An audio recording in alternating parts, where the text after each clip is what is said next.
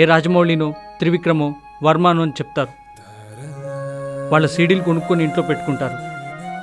కానీ వాళ్ళు ఒకప్పుడు అసిస్టెంట్ డైరెక్టర్లే కదా అంకుల్. రేపొద్దున్న నేను వాళ్ళ పక్కన చేరు వేసుకుంటాను. అది కాదయ్యా, సినిమా ఫీల్డ్ వదిలేసాయి, కీర్తిని పెళ్లి చేసుకుని నా బిజినెస్ చూసుకో. ఏమంటావు? అంకుల్, నా ఇంటర్ అయిపోయాక సినిమా ఫీల్డ్కి వెళ్తానంటే 10,000 ఇస్తాను, సానికొంపకెళ్ళి 10 రోజులు ఉండిరా, కానీ సినిమా ఫీల్డ్ వద్దన్నారు మా నాన్న. కానీ నేను వినలేదు, సినిమా ఫీల్డ్కే వచ్చా. 9 సంవత్సరాలుగా ఎంతో నేర్చుకొని మెచ్యూరిటీతో గోల్ రీచ్ అయ్యే టైంలో ఎలా అంకుల్ వదలమంటే? ప్లీజ్ అంకుల్, కుదరదు. సినిమా డైరెక్టర్స్కి హీరోయిన్స్కి అఫైర్స్ ఉంటాయని విన్నాను. నాకు అర్థమైంది అంకుల్ మీ ఇంటెన్షన్. ప్రతి మనిషి మనసులో చాలామంది ఉంటారు, కానీ లైఫ్ పార్ట్నర్ మాత్రం ఒక్కరే ఉంటారు. ఇప్పటి వరకు నా మనసులో ఎవరూ లేరని చెప్పట్లేదు అంకుల్, కానీ కీర్తి వాటన్నిటినీ తీసేసి తను మాత్రమే ఉండిపోయింది అంకుల్ ఇక్కడ. ఒక్కటి చెప్పండి అంకుల్, ఇప్పటి వరకు మీ మనసులో మీ భార్యం కాకుండా వేరెవరిని కన్నార్పకుండా చూడలేదని.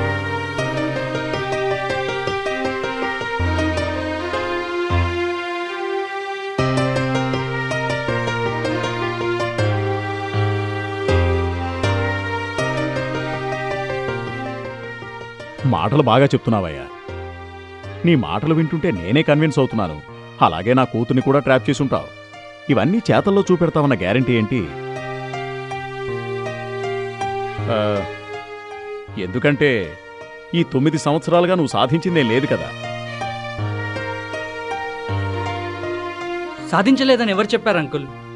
నా ఆలోచన పెరిగింది, కోపం లేదు, అహం తగ్గింది, ప్రతిదీ వింట నేర్చుకున్నాను, పక్కవాడి సమస్యకు స్పందిస్తున్నాను, మనుషులతో కమ్యూనికేట్ అవ్వటం నేర్చుకున్నాను. ఈరోజు ఒక ప్రొడ్యూసర్ నన్ను నమ్మి 10 కోట్లు పెట్టుబడి పెడుతున్నాడు.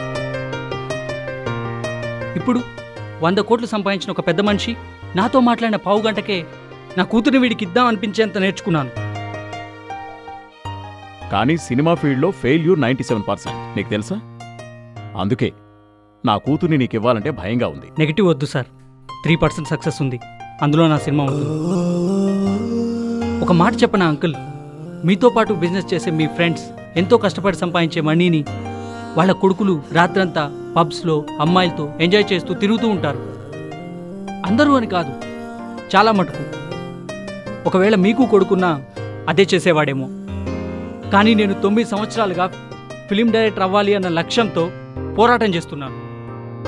ఇన్ని సంవత్సరాలుగా పోరాటం చేస్తున్నప్పుడు నా కమిట్మెంట్, నా లక్ష్యం, నా డెడికేషన్ ఏంటో మీకు అర్థమయ్యే ఉంటుంది. ఎందుకంటే మీరు అక్కడి నుంచి వచ్చారు కదా అంకుల్.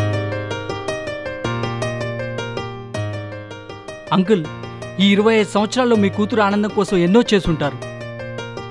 మీకు తన కళ్ళల్లో బాధ కనిపించిన ప్రతిసారి అది తీర్చడానికి ఎంతో చేసుంటారు. ఒక్కసారి మీ కూతుర్ని చూడండి అంకుల్, తన మొహంలో భయం చూడండి అంకుల్, నాన్న ఒప్పుకుంటాడా లేదా అన్న బాధ చూడండి అంకుల్. అంత భయం, బాధ ఇప్పటి వరకు మీ కూతురు కళ్ళలో మీరు చూసుండరు అంకుల్. నేను ఒప్పుకోను అని మీ నోటి నుండి వచ్చిన మరుక్షణం నుంచి మొదలయ్యే ఏడ్పు లైఫ్ లాంగ్ కంటిన్యూ అవుతూనే ఉంటుంది అని నేను అనట్లేదు అంకుల్. కానీ జీవితంలో నేను గుర్తొచ్చిన ప్రతిసారి ఏడుస్తూనే ఉంటుంది అంకుల్. మీరంటే తనకెంతో ఇష్టం అంకుల్, ఆ తర్వాతే నా స్థానం. మనిద్దరిలో ఎవరు తన లైఫ్లో లేకున్నా ఏడుస్తూనే ఉంటుంది. అందుకే మన మధ్య డిస్కషన్. తన లైఫ్ మొత్తం సంతోషంగా ఉంచుదామా లేదా అనేది మన చేతుల్లో ఉంది అంకుల్. నన్ను కాదని మీరు ఎవరికిచ్చినా ఏదో సందర్భంలో నన్ను గుర్తు చేసుకుని ఏడుస్తూనే ఉంటుంది అంకుల్. అదెలా? It's impossible. చెప్తాను అంకుల్. మీ ఆస్తి ఓ 100 కోట్లు ఉంటుంది కాబట్టి ఓ 1000 కోట్లు నా అల్లుండి చూస్తారు. ఓ రోజు కీర్తి తన భర్తతో కలిసి కారులో వెళ్తుంటుంది. ట్రాఫిక్ సిగ్నల్ దగ్గర రెడ్ లైట్ పడి కారు ఆగితే పక్కకు తిరిగి చూస్తుంది. పక్కనే టీవీఎస్ సెంట్రా బైక్పై సన్నగా తెల్లగా కర్చీఫ్ కట్టుకొని ఒక కుర్రాడు ఉంటాడు. వెంటనే అనుకుంటుంది చందులా ఉన్నాడని. ఇప్పుడు ఏం చేస్తున్నాడు, ఎక్కడున్నాడు అని జ్ఞాపకాల్లోకి వెళ్తుంది. కళ్ళ నిండా నీళ్ళు అంకుల్. వెంటనే తుడుచుకుంటుంది. పక్కనే భర్తున్నాడు కదా మీ కూతురు ఏడ్చింది అంకుల్.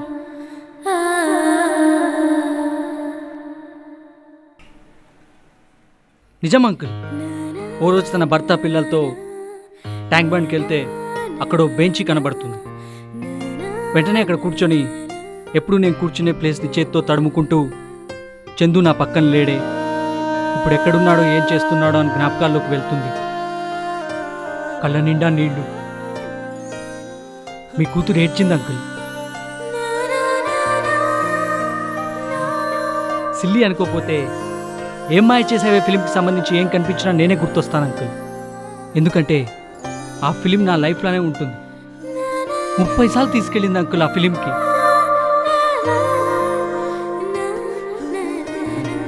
ఇంకా చాలా ఉంటాయి అంకుల్. ఓ పండగ పూట ఇంటి నిండా బంధువులు. అప్పుడు మీ కూతురు కిచెన్లో ఉంటుంది. సడన్గా ఉలికిపడింది. ఎక్కడో విన్న వాయిస్ని పరిగెత్తుకుంటూ టీవీ దగ్గరకు వచ్చింది. తను విన్నది అనుకున్నది నిజమే అంకుల్. వాయిస్ చందుదే. వెంటనే అనుకుంటుంది డైరెక్ట్ అయినట్టున్నాడు, టీవీలో ఇంటర్వ్యూ వస్తుందని. ఇంత హ్యాపీ టైంలో తన సంతోషాన్ని పంచుకోవడానికి పక్కన నేను లేనే అని బాధపడుతుంది అంకుల్. కళ్ళ నిండా నీళ్లు. మళ్ళీ మీ కూతురు ఏడ్చింది అంకుల్.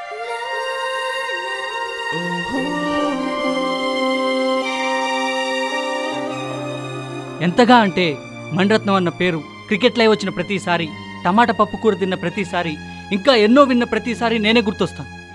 అవన్నీ నా జ్ఞాపకాలు. జీవితంలో ఏదో సందర్భంలో నేను గుర్తొచ్చి ఏడుస్తూనే ఉంటుంది అంకుల్. నిజం చెప్పాలంటే మీ అల్లుడితో చనువుగా ఉన్న ప్రతిసారి నేనే గుర్తొస్తాను అంకుల్. ఎందుకంటే నా స్పర్శ, నా స్మెల్ తనకి జ్ఞాపకాలు. మీ కూతురు పుట్టినరోజు మీకు ఎంతో ఇంపార్టెంట్ అంకుల్. 10 లక్షలు ఖర్చు పెట్టి బంధువులకి ఫ్రెండ్స్కి పార్టీ ఇస్తారు. కానీ మీ కూతురు ఆ రోజు ఆనందంగా ఉండదు అంకుల్. ఎందుకంటే వయసు వచ్చాక తండ్రి కాకుండా ముద్దులోని మాధుర్యాన్ని చూసింది నా వల్లే. అది 100 కోట్లు కాదు కదా, 1000 కోట్లు ఖర్చు పెట్టి అల్లుని తెచ్చినా చెరిపేయలేరు అంకుల్.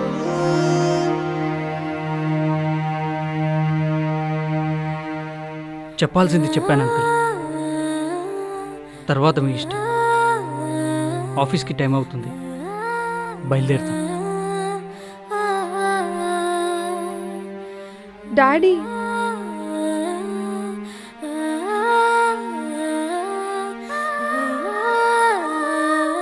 చందు,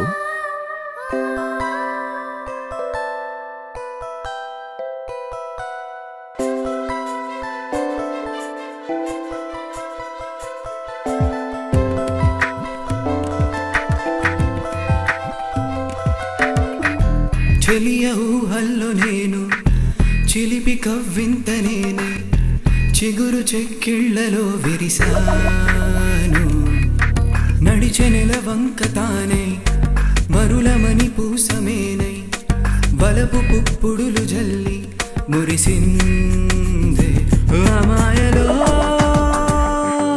మత్తుగా హాయిగా తెరుతూ, చెవిజాబిలి ఓ చెవిజాబిలి, అరే నన్నే దోచెని మూలనో మత్తుగా గుండెలో మోగెనే, చెలిజాబిలి చిన్నవ్వని తోసింది నన్ను. సార్ చెప్పండి సార్. షూర్ సార్, తప్పకుండా సార్, తప్పకుండా సార్. రేపు 5:30కా? షూర్ సార్, తప్పకుండా sir. Okay sir, thank you sir, thank you. Yes yes. ఎవరు? ప్రొడ్యూసర్ గారు డైరెక్షన్ ఆఫర్ వచ్చిందో.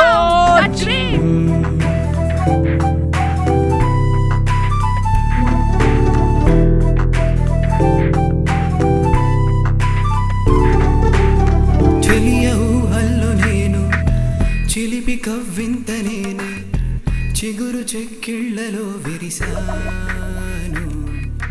నడిచె నెల వంక తానే, మరులమని పూసమే